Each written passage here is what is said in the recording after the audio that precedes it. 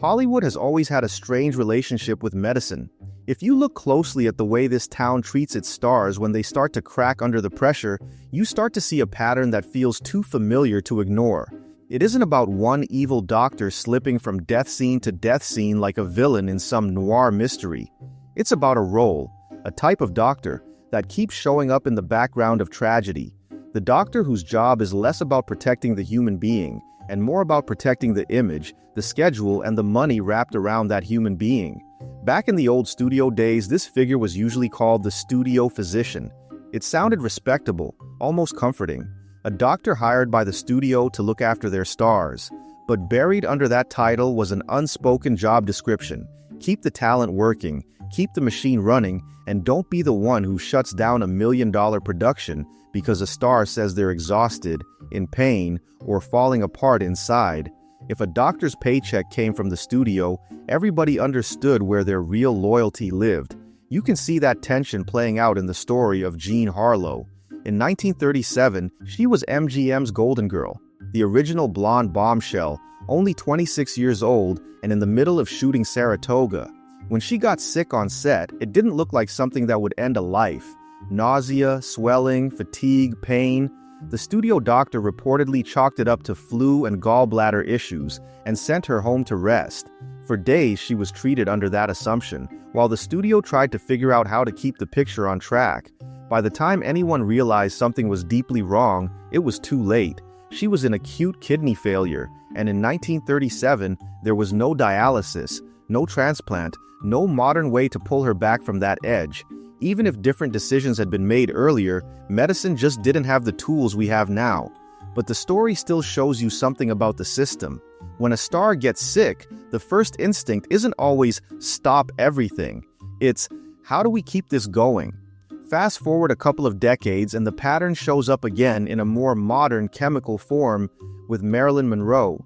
By the late 1950s and early 60s, Marilyn was one of the most famous women on Earth and one of the most fragile. She dealt with severe insomnia, chronic pain, endometriosis, depression, and a level of studio pressure most people wouldn't survive a week under. Instead of being given the space to genuinely heal, she ended up in a cycle that's way too familiar in Hollywood. Pills to wake up, pills to stay calm, pills to sleep, injections and tonics, sold as energy boosters, all layered on top of each other. Studio-connected doctors and private physicians alike fed that cycle. Some gave her so-called vitamin or hot shots to get her through shoots. Others prescribed barbiturates and sedatives to bring her down at night when her nerves were shot and her mind wouldn't stop racing.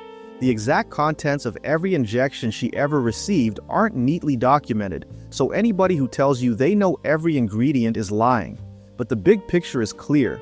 She was being managed chemically, instead of being told no by someone willing to blow the whistle and pull her off the stage. And that's the same doctor role again. Not one specific man, but the figure who shows up with a syringe and a prescription pad every time a star becomes more profitable, medicated than rested. The pattern didn't end when the studio system collapsed. It just changed costumes. Instead of studio doctors on payroll, we got private celebrity physicians, concierge doctors, and wellness specialists who built entire careers around keeping famous people happy. They make house calls in Beverly Hills. They show up backstage at concerts. They fly out on private jets when their client says, "I need something stronger." On paper, they're just doctors with important patients. In reality, some of them become part of the entourage, and that's where things get dangerous.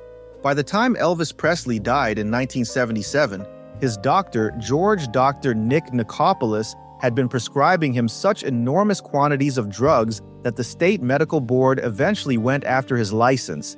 The man who was supposed to keep Elvis healthy ended up feeding a pharmaceutical dependency that warped his body and mind. Then there's Michael Jackson and Dr. Conrad Murray, a private physician who agreed to administer powerful anesthetic drugs like propofol in a home setting, something almost no hospital would ever sign off on outside of surgery. Jackson didn't die because of one random bad night. He died inside a relationship where a doctor said yes to a level of risk that should have been unthinkable. Even in the case of Prince, he died from an accidental fentanyl overdose, most likely from counterfeit pills he thought were something milder. There was a doctor in his orbit who ended up in trouble for writing an opioid prescription in someone else's name, not convicted of causing Prince's death, but absolutely caught blurring lines to keep a famous client supplied. It's the same energy, a medical professional pulled into the gravity of celebrity, making decisions they probably wouldn't make for an ordinary patient. This is what people mean when they talk about VIP syndrome. When a patient is powerful enough, rich enough, or famous enough, doctors start bending. They skip steps. They ignore red flags. They prescribe what the star expects instead of what the star genuinely needs. They stop being the person who says, "This won't end well," and start being the person who smooths every rough edge so the show can go on. In that environment, the line between care and complicity gets very blurry. So when you look back at all these tragedies, Harlow's misdiagnosed illness in the studio era, Monroe's tangle of pills and injections, Elvis's pharmaceutical fog, Jackson's lethal home anesthesia, Prince's blurred prescribing, you start to see why people talk about the same doctor showing up over and over again. It's not literally the same man in the room, it's the same role walking through history.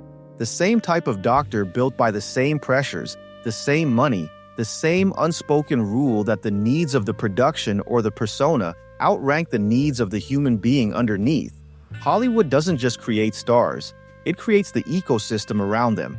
Agents who say, "We can fix this," lawyers who say, "We can bury this," publicists who say, "We can spin this," and doctors who say, "We can get you through this scene, this tour, this shoot," even when everything about the situation is screaming for the opposite. As long as the check clears and the cameras roll, the system keeps rewarding the behavior. That's why certain star deaths feel like they rhyme, even when the specifics are different. A studio star in 1937, a rock icon in the 70s, a pop king in the 2000s. Different eras, different drugs, different studios, different doctors, but the same dynamic every time. A person in pain surrounded by people whose first instinct is to keep them performing. So when you hear someone say, "It's weird how these deaths all seem to share the same doctor," the eerie part is that they're not entirely wrong. There is a shared doctor in those stories, not as one flesh and blood man, but as a recurring role in Hollywood's casting sheet. The studio doctor, the celebrity physician, the VIP specialist, the one who shows up when a star starts to break, and instead of being the brakes, becomes another part of the accelerator. In a city built on illusion, that doctor is the quietest illusion of all. The idea that as long as there's someone in a white coat nearby, what's happening can't really be as dangerous as it feels. Until the headlines hit, until the autopsy gets filed, until the fans are left wondering how no one saw it coming, when in reality, a doctor was standing there the whole time, holding the prescription pad that kept the illusion alive just a little longer. And in Los Angeles, sometimes a little longer is the most lethal promise you can make.